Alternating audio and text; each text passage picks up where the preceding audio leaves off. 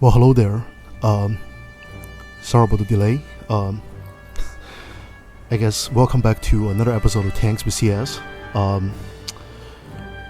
Today's video's theme is actually quote Superweapons, if you will. I have a series of fairly decent replays. Some of them are perhaps more than decent. Maybe, some not so decent. But nonetheless, they should give you a good idea about how these tanks play. In a sense, I get to be the guinea pig, so that you don't have to find out the hard way about whether or not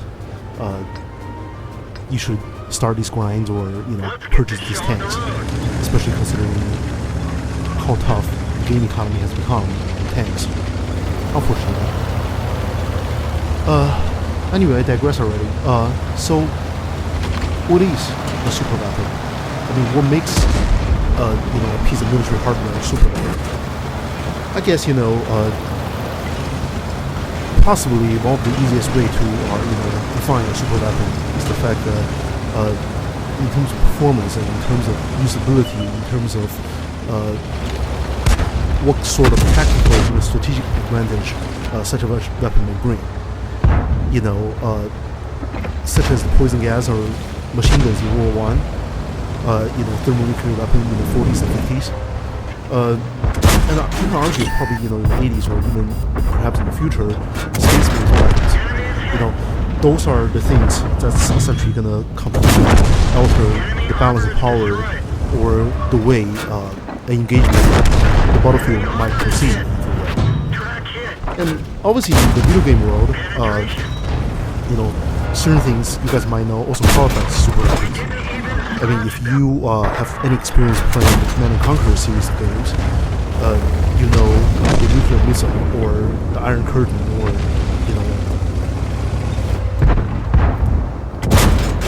the kind of funky contraption that does all sorts of crazy stuff that gets used once in a while and that goes on a timer. It's a super weapon. If you start with, obviously, you guys can probably recall the battle cruiser with the Yamato cannon. That's just utterly insane in terms of its destructive powers. So you get the general idea of what super weapon is. But once again, kind of digress. So historically, these tanks in today's video are considered super weapons. Even though some of them are blueprints or prototypes, because given their context, given their historical competition environment, these tanks are major standouts. Taking our first tank for today, for example, the KB-1. For a tank that was made in the late 30s and early 40s, this was a design that was made to remedy the shortcomings of many of the lighter tanks in the interwar period, such as the T-26 or the German Panzer I, Panzer II. I mean, they're essentially just pretty much armored scale cars on tracks. Their armor couldn't resist much more than heavy machine guns firepower, and many of them are armed with machine guns or just autocannons, and they're all usable against soft targets.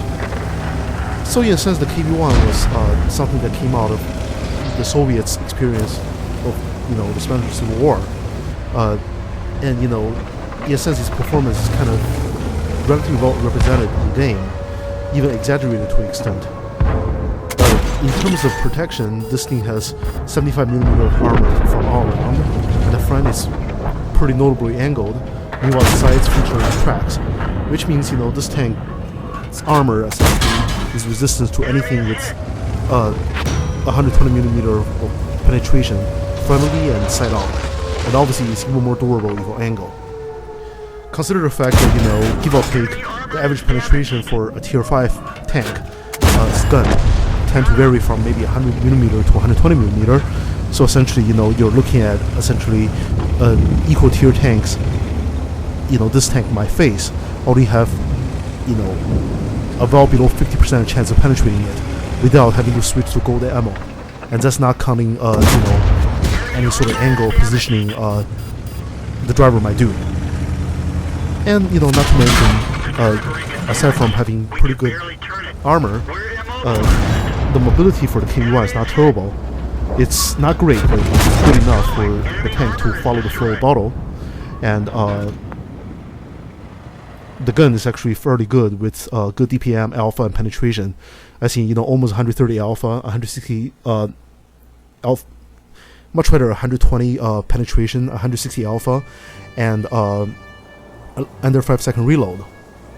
So no wonder, the KV-1, it's arguably one of the easiest tanks to play among the mid-tier tanks in game, as well as, without a doubt, one of the most recommendable, or should I say recommended, grind target for any new players jumping aboard the game. So the second tank for today's replay, it's actually the Lttb Soviet Tier 8 light tank.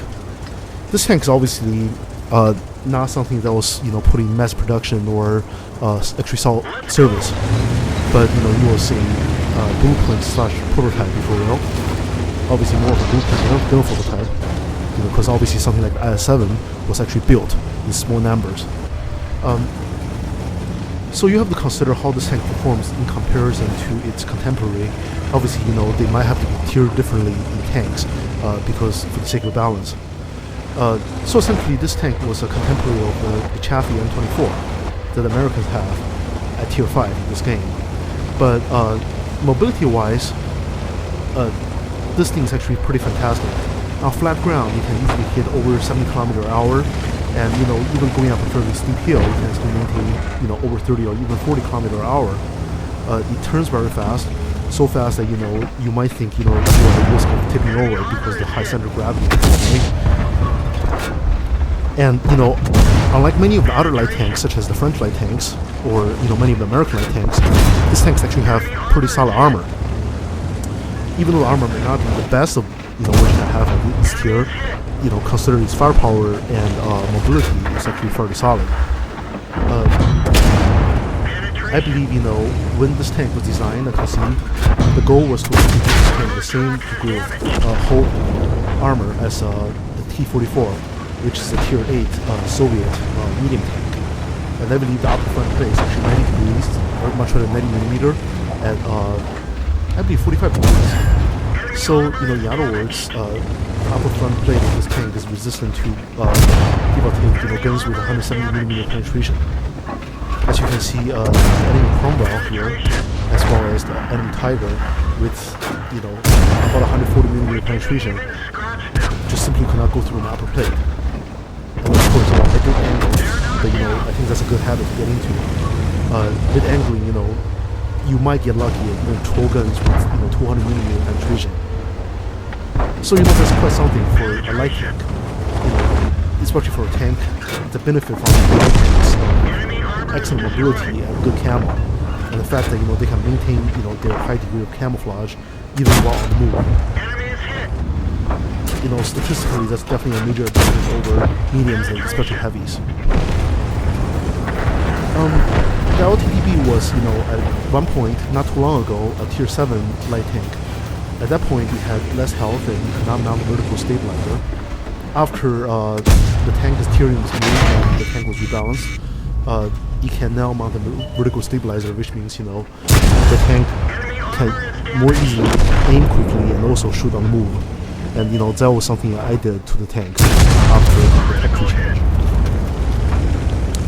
In terms of firepower, I would say that this tank's overall firepower might be slightly inferior to what you're used to with a Tier 8 medium tank, but it's obviously superior to the firepower we tend to run into Tier 7 medium tank. It's an 85mm, extra long barrel, a longer barrel version of the 85mm over the weapon you see on the KV-13 or the T-43 for the Russians. 170mm penetration, 180 alpha, and pretty good reload of not much longer than 4 seconds flat. So it's not really an alpha strike tank, but more of a DPM tank, if you will.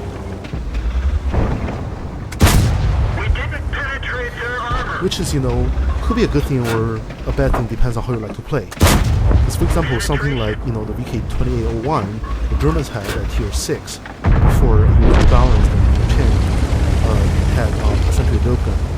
And, you know, obviously that thing has the capability to alpha strike soft targets really well. You can splash things and track them really well.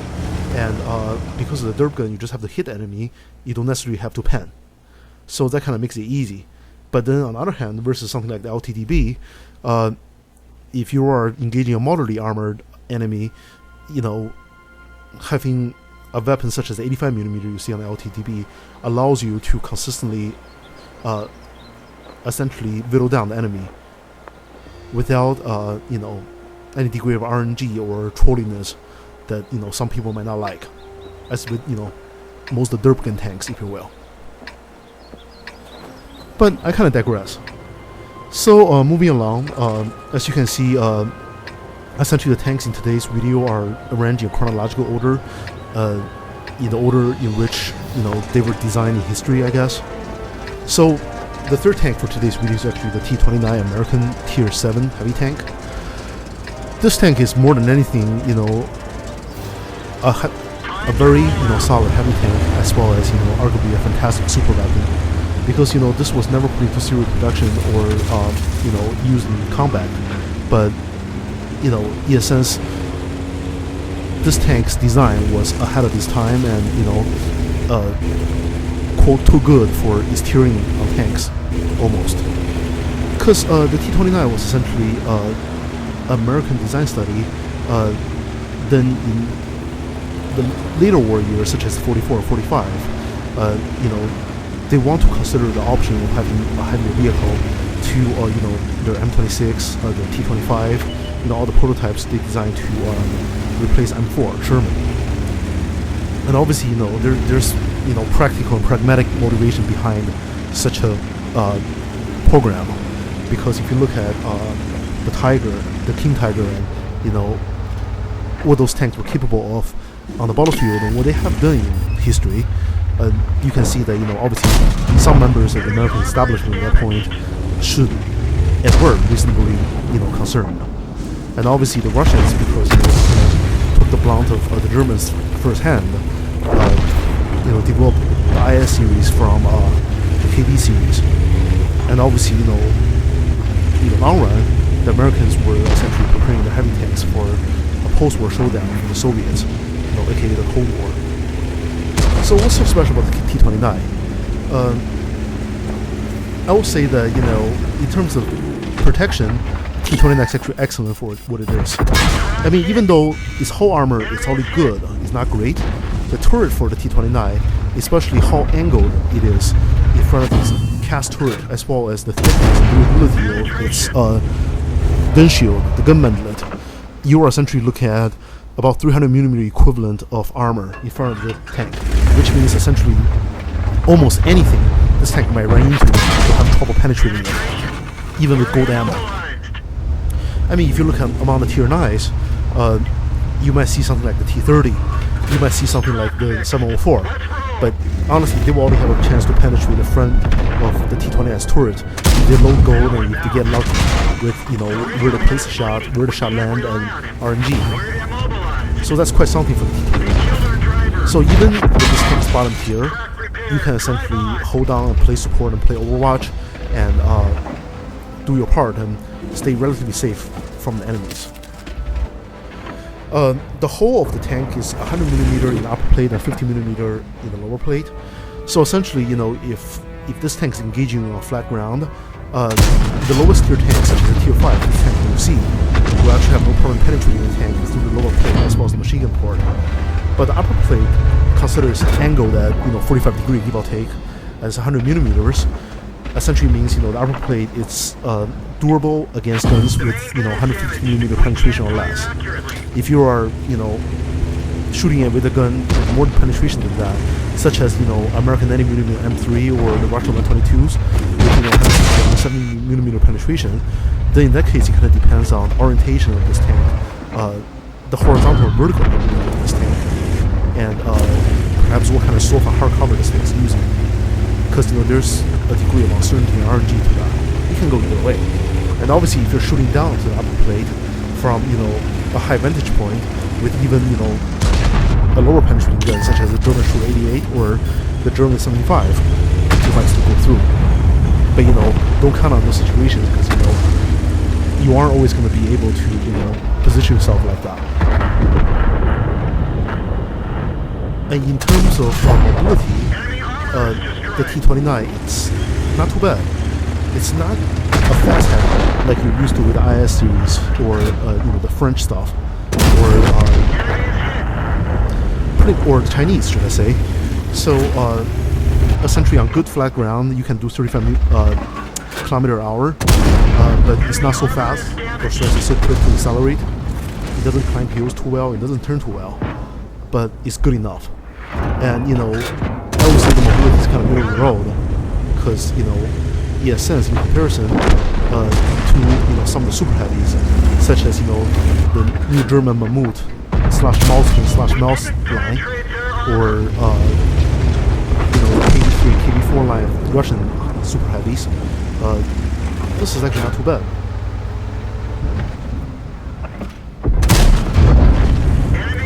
And you might think with okay mobility and good armor, especially good usable armor against tough opponents, the firepower for this tank is so good. But that's not the case, because the tanks has a 105mm gun with almost 200mm penetration and 198 and 320 alpha. So the alpha is decent, the penetration is good, even better than such as the Russians or something like the Black Prince. And okay DPM.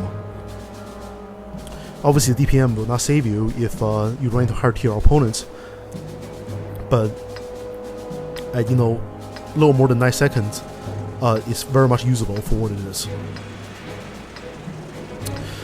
So speaking of American heavies, now we're looking at the fourth replay for today's video. I mean my M03 American Tier 9 heavy tank. This is essentially a spiritual successor to the T-29, because the T-29 was in a sense an earlier prototype of the American heavy tank program, and some of the design traits and technology featured or tested on the T-29 essentially were repeated or improved upon and then passed on to future designs such as the M03, which is obviously something that was in serial production and that was put in actual use, even though you never saw actual combat, because Cold War, I guess.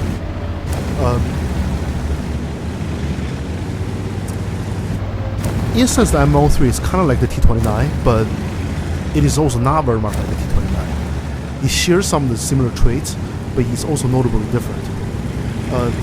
In terms of armor protection, I would say that for its tier, the M03 has a weaker turret, but a stronger hull, at least from the front. The thing about the M03 is the fact that the turret relies more on angle than thickness compared to the T-29. Obviously, the M03 does also have a very solid gun mantle that's also very well angled, but the problem with most armor schemes is not really how strong it is at its strongest point, but how weak and how easily exploited the overall scheme is.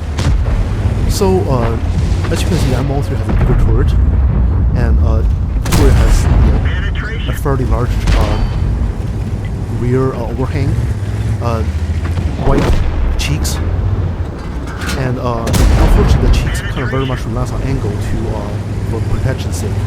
So if you happen to be engaging the enemy from one side and the other enemies manage to shoot at the sides of your turret in which it's not sufficiently angled, they can probably go through.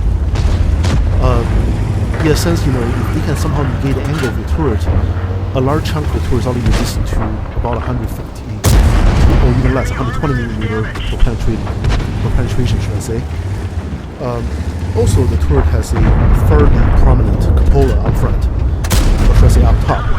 The cupola can be essentially penetrated by any weapon you might see in this tier, which down to tier 7s and guns with only 150mm penetration, they can go no problem. As I probably have mentioned before about the M03, the whole armor for the M03 is actually better for what it is versus the T-29, because the upper plate of the M03 features a prominent beak and very solid angling.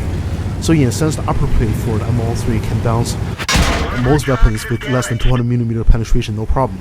So So that means, you know, even when you're faced off against tier 10 guns, there's a decent chance you'll bounce off your upper plate.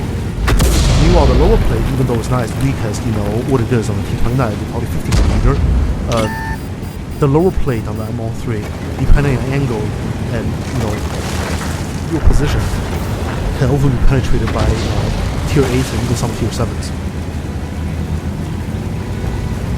So essentially versus the T29, you look at weak but somewhat stronger lower plate, pretty solid strong upper plate, and slightly more trolley and RNG dependent than positional dependent, should I say, turret vehicles. One major weakness for the M13 is the fact that he essentially has very mediocre side armor. I believe the side hull armor for the M13 is less than 50mm. Somewhere I read it's only 44mm. So that means, you know, if you get hit by large caliber guns such as, you know, the German 150, the Russian 152, or the American 155s, or preferably the French 155s, if they kiss the side of the hull without, you know, hitting modules, regardless of how well you're angled, even if you're at an overbounce angle, their projectile will just simply go through it, because it's essentially overmatched. So it's very important imperative that, you know, you keep the side of your tank away from the enemies, and obviously angled. You know, if you can use hard cover, use hard cover. If you can, just, you know, don't make it flat and let them shoot it, because obviously you do still have a chance to, you know, let it track some shots and, you know, perhaps bounce if the enemy's guns are of a smaller caliber. And, you know, obviously if you do get penetrated on the side, you're in a very vulnerable position because your ammo racks very much runs along the sides of the hull, and the American tanks at this time in history used gasoline engines, and as in tanks they have a relatively high fire chance at 20% versus, you know, 15, 12, or even 10% you're used to with tanks with diesel engines.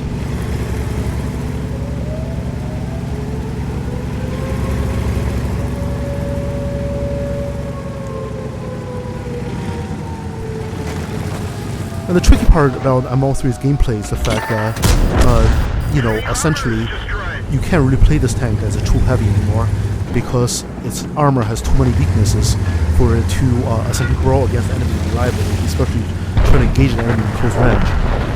In a sense, for a heavy, the M13 can play a mid-range fire supporter, or, you know, even a long-range sniper okay. I mean, sure, it's not great. It's not a E50 or, you know, some of the Russian mediums, but, you know, you can snipe okay. The bloom situation is moderate. It's not great, but it's usable. And obviously, if you do get into, you know, close or mid-range brawls, your DPM to alpha combination is still somewhat problematic, as I probably have mentioned in the previous video, because you're looking at a 9-second reload for 400 alpha. So your reload is not quick enough to get 2 shots in for every 1 shots against enemies with, you know, higher alpha, such as, you know, the Russians with 440 or 490 alphas, or, you know, even the Chinese 11114 with 490 alpha. But then you can't really DPM either. You know, if you face off against something like T54 or, you know, many of the DPM mediums, you couldn't really alpha strike them, but then, you know, they also beat you in reload, unfortunately. You know, because obviously T54 with a 320 alpha can, you know, reload every shot for, you know, a little more than 6 seconds. So that's 3 more seconds to spare, so technically they can get 2 shots in for every 1 shot you fire.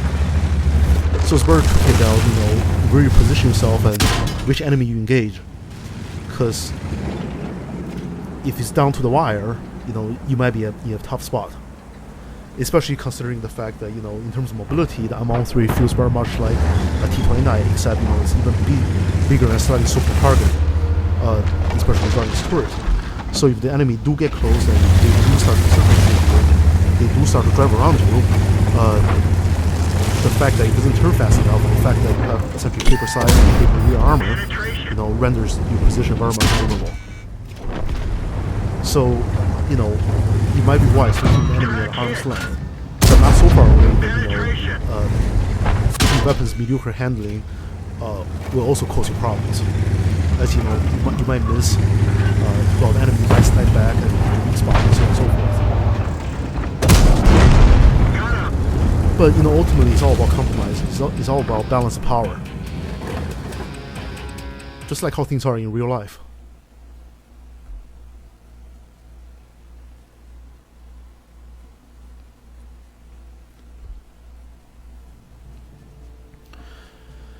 As for today's fourth replay, obviously, this is essentially not necessarily a chronologically later tank than the ML3. So anyways, what you're looking at right now is actually the Tier 9 British heavy tank, the Conqueror. Instead of a tank that came after ML3, this was essentially a interpretation of similar design requirements the Americans had to deal with ML3. And this was essentially a British heavy tank that was designed in the early post-war years to possibly counter the very well armored Russian heavy tanks of the IS series, especially the IS-3, as well as the T-10.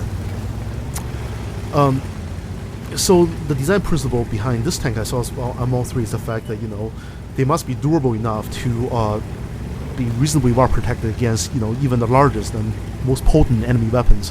Meanwhile, their own weapons must be powerful and reliable enough at dealing with heavy enemy targets.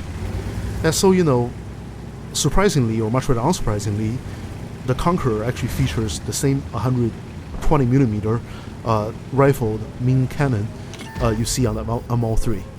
Even though in game, the firepower situation with the Conqueror is not exactly the same as the ML3 in the sense that this tank reloads about half a second faster than ML3, and its aim time it's much quicker than ML3, and its aim accuracy is much better than ML3's.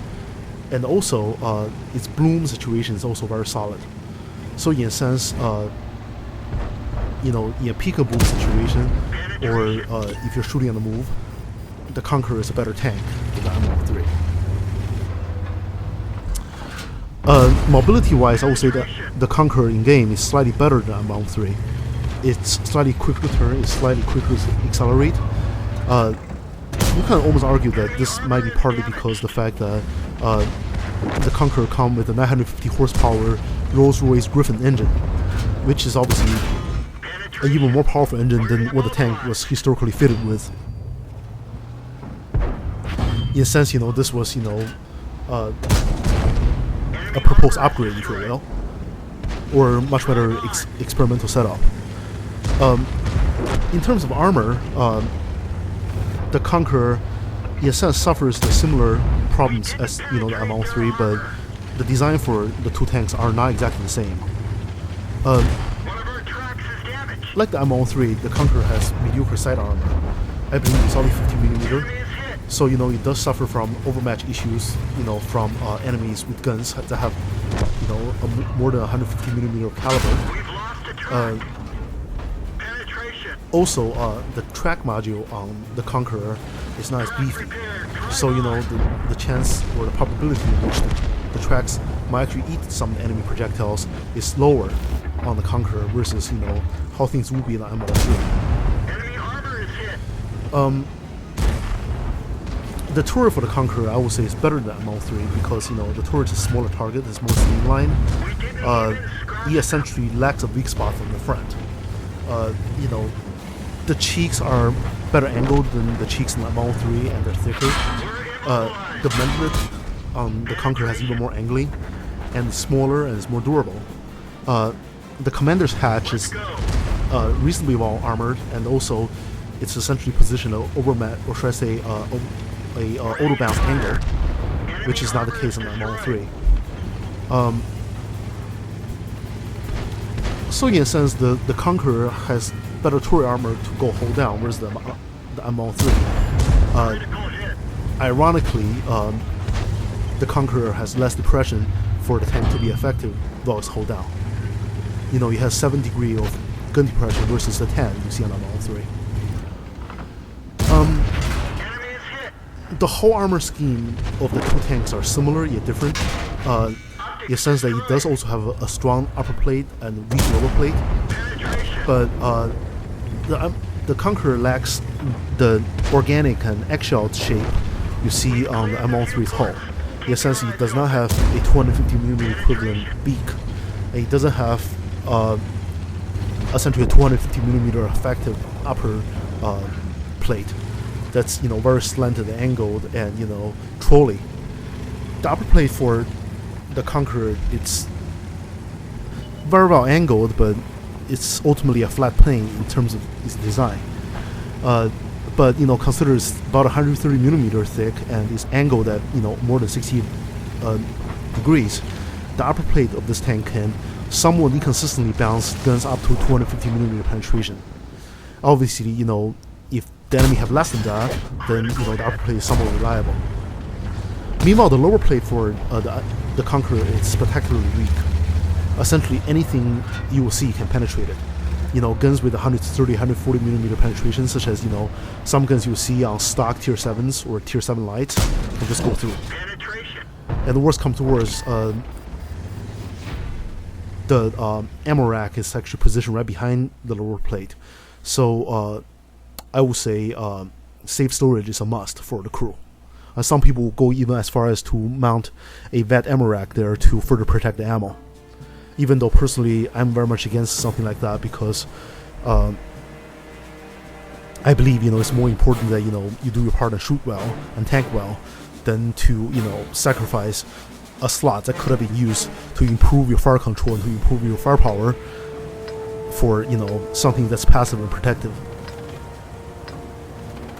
Obviously in real life it might be very different, because I don't want to be blown to pieces and toasted alive in the tank, but that's a different story. So let's continue with our theme of Cold War superweapons, if you will. So for today's last replay, I'm in my tier 9 Russian medium, not a T-54, but the alternative, which is designed by the Morozov Design Bureau in Kharkov, in today's Ukraine, of course. Obviously Morozov was quite a big deal. The guy was essentially one of the main engineers behind the T-34 design, and he explicitly was the guy in charge of T-34's drivetrain, and was essentially, the go-to guy in the Russian, or should I say Soviet tank industry from the late 30s up to his death. So, what's so special about this tank? Essentially, you're looking at, one of the Russian prototypes that showcase their own experimentation, explorations when it comes to the fundamental configuration of a medium tank / main bottle tank in this historical context of early Cold War. Obviously, traditionally, you were used to having the turret in the middle, engine compartment in the end. Of course, a lot of those things got changed. For example, the German tanks tend to have an engine in the back and a drive spark in the front to balance their center of gravity. But the Russians put everything in the back and essentially made their tanks drivetrain durable. Obviously, in this case,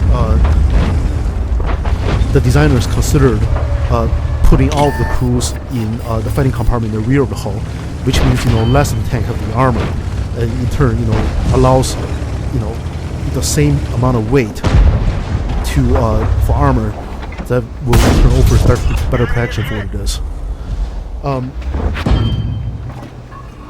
Meanwhile, in game, one way to look at this tank is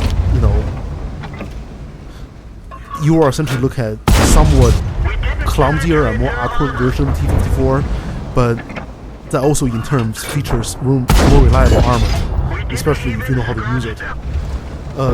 The whole of the tank is superficially similar to the T-54 in the sense that the upper plate also have 120mm of armor, but the upper plate is also much better angled. So the T-54's armor, which is 120mm angle at 60 degrees, will allow your tank to be reliably protected against guns with 100 or much of 200mm penetration or less, or even somewhat reliably bounce guns with 20, 30mm penetration. But when you're in the 230 version 2, your upper plate is even more than 60 degrees, So essentially, the upper plate can almost reliably downscale its up to 250 penetration. So in a sense, your tank is immune to penetration against tier 10s unless it starts to go on the upper plate. The lower plate, unfortunately, on this tank is somewhat weaker and also not as angled as the upper plate, or even, you know, as well angled as any of the plates on the T-54. So if you do get shot at by the enemies in the lower plate, most likely you're going to go through it, especially at this tier. The turret for the Object 430 version 2, it's notably very well sloped and also very heavily armored for this tier. Though some people will say that, you know, the T-54 has good turret armor, or even the E-50 has good armor, but that's not really the case compared to the 430 version 2. Because the 430 version 2 has essentially as much turret armor as any of the tier 10 Russian heavies, which means, you know, if you do not consider angling, it's 250 plus millimeters in any given spot. But, you know, if you do consider angling, that means, you know, the turret kind of becomes somewhat reliable against even 300 millimeter penetrating guns, which is absolutely spectacular for a tier 9. You know, obviously, if you look at the T-54, you're essentially looking at, you know, 200 millimeter of armor at most. You know, you might get low angling, but as angling increases, the thickness also decreases. So, you know, some parts of the T-54's turret cheeks can be panned by, you know, even 200 millimeter penetrating guns if you aim well. Meanwhile, you know, something like the E-50 essentially has a complete flat turret front, so that, you know, even though it has 185 millimeter of armor, that's essentially how effective it is. So enemy have 200mm penetration, and they have a normal RNG roll on the penetration, and they kind of keep the square flat, which is inevitable because you have to aim your gun at the enemies, so they're going to go through. So in that regard, you know, this tank is spectacular because of how well protected it is. In terms of mobility, the 430 essentially have very similar ability to the T-54, which is excellent for medium and even decent for light tank, except for its top speed. You know, which means, you know, it goes 55 km/h on flat ground, it climbs hills well, it turns fast, it's everything you want, everything you need.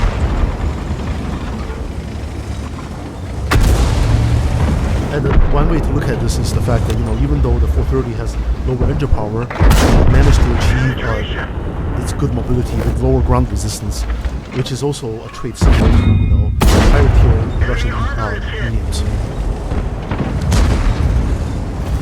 As you can see in this battle, you know, I got hit by enemy KV-5s, enemy Tortoise, enemy T-32s, and most of them have trouble penetrating my tank. Meanwhile, even though my gun has out of 200mm penetration, because it handles so well, because the DPM is so good, and enemies have notable weak spots, which my tank, you know, given my position where my flex in return, you know, I had no problem essentially out-trading them at all.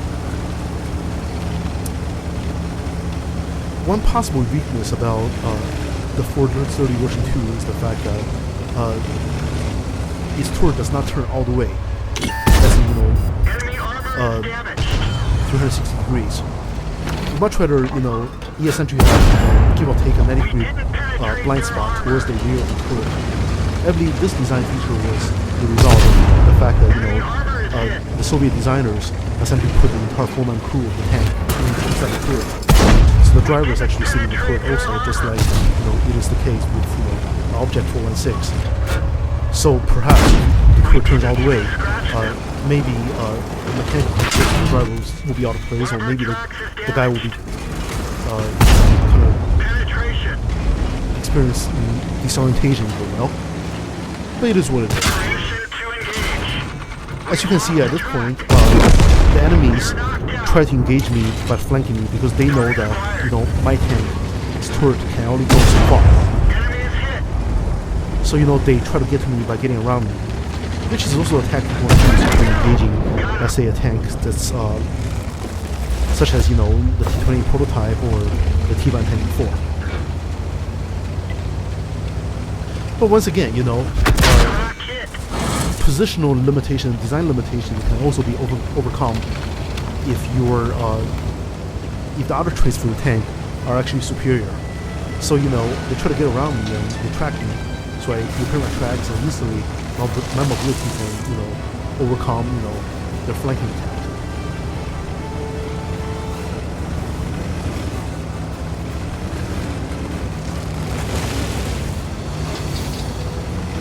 And obviously, my 320 alpha and my DPM, that's also about a half second, quicker reload versus the T-54, means that, if I do absolutely get into a duel with the enemy that can, seriously hurt me, there's a good chance I can hurt him more and hurt him faster.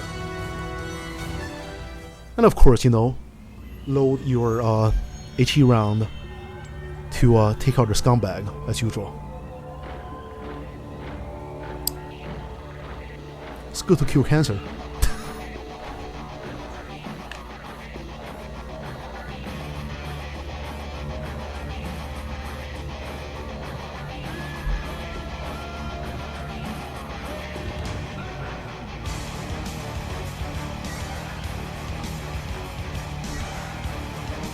Well, special bonus points for if you know where the soundtracks came from, as usual. Anyways, Ace Tanker in the KV-1, also high caliber, obviously top on the team. It just goes to show that, for a prototypical quote mean bottle tank, the KV-1's solid armor, decent mobility, and good firepower, really makes the tank shine. Meanwhile, Ace Tanker in Lttb, which was the first time I aced the tank, high caliber also. It goes to show that how far excellent mobility can go when you also have good firepower and also good armor. As they say, the armor protection is useless if you couldn't be in the right spot to do what you gotta do. That's what distinguishes the difference between a tank and a bunker. It's also the same reason why the super heavy Japanese heavies are essentially bullshit. It is what it is. Also, Ace Tanker in the T-29, high caliber also. It goes to show that decent firepower and excellent protection with decent mobility is also a winning formula. Especially if you know how to make the most out of it. Confederate, Ace Tanker, and high caliber in the MO3. It goes to show that when you're dealing with a tank that has decent mobility, decent armor, and decent firepower, with faults and flaws in all three categories, but also usable traits in all three categories. Knowing when to fight and how to fight, where to fight and how to pick your fight gets you really far. Meanwhile, I got a Steel War, high caliber, Confederate, and Ace Tanker in the Conqueror. If anything, I would say that as overall a design compromise, somewhat inferior armor but better firepower and even better mobility gets you even further than that Model 3. But balance is very enigmatic, if you will. And last but not least, I got a bunch of medals in the 430 version 2. Obviously a Top Gun, high caliber. Even a Steel War goes to show how strong and durable this tank is.